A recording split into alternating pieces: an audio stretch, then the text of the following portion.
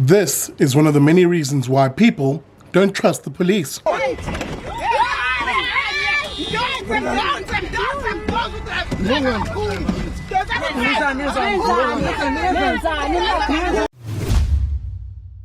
Hey guys, Big Daddy Liberty here, coming to you in another vlog. Just because you've got a gun and a badge doesn't mean you should be, clubber-lang out on these streets, beating up people, taking names. That's not your job. That is not your job. Your job is to render an actual service that enforces and upholds the rule of law and order. You are not a boxer. You're not a shoot 'em up cowboy, as we see with these particular officers in this particular clip that I just showed you. And, at the heart of it is why I argue, amongst other things, the South African public simply has lost faith in policing in this country. And if you've been paying attention to my channel and a lot of the things that I've been sharing, one of the podcasts I did, and I'll put a pic of it over here, was with a guest named Gideon Newbear, and we talked, amongst other things, about gun ownership, gun culture in this country, and policing in particular. And we looked at the issue, if you remember, of something called the Pelian principle, which is the idea that the police can only police a society with its consent. Let me repeat that. Let me hash that one out again for you homies who maybe missed it. The police can only police a society with its consent. Otherwise, that is not a police force, a police service. It's a force. It's something which is,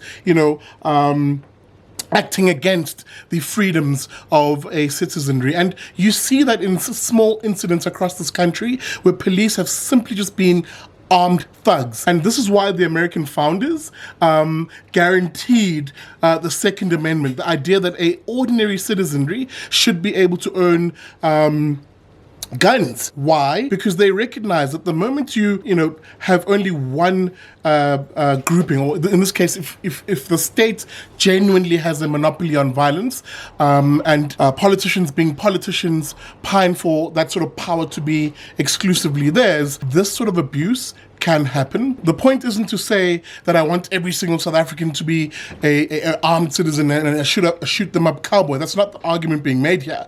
Do I want people to have the right to own guns and arms? Absolutely. Don't get me wrong in that regard. Yes, I do believe in that right. But not everybody will. But when you do have a society that is armed, it often means that those who are in a position of political power think twice about whether they'll harass a citizen or not. And then suddenly the rule of law actually matters in that regard, because citizens themselves can defend their rights. So in this particular case, I'm not saying, the public should have shot back, and I think people did the right thing, which is to report, or rather to record these incidents and show a Metro Police Service and a national police service in this country, which is simply unprofessional. The fact that, number one, police officers will even engage in a fisticuff, rough 'em up argument with you, just tells you everything you need to know about how emotionally unintelligent some of these individuals behind the badge are. And again, there are very good police officers, and it's in moments like these that we really do want and ask and require, really,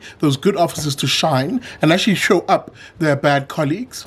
A totally poor show by the Metro Police. And in this particular case, some people got injured in this. These police officers were assaulting and roughing up even some of the passengers. When you see these sort of incidents, yes, it's very important to have the facts and to understand exactly what happened in this particular incident. And don't get me wrong, I don't have all those facts. But in terms of what we've seen here, it should never be acceptable for a police officer to a wanton disregard for other people's rights, feel as though he can just assault you and climb into a vehicle and beat you up in front of people. What sort of macho bravado policing is that? That is not the sort of policing South Africans deserve, and it's definitely not the kind of policing that addresses the serious crime problem we have in this country. A simple message from me, Big Daddy Liberty, is, hey man, get your cameras out. Whenever you see police officers making stops of individuals, especially when those individuals seem to be vulnerable. Like, one of the things I've become to do now is, whenever I see these random,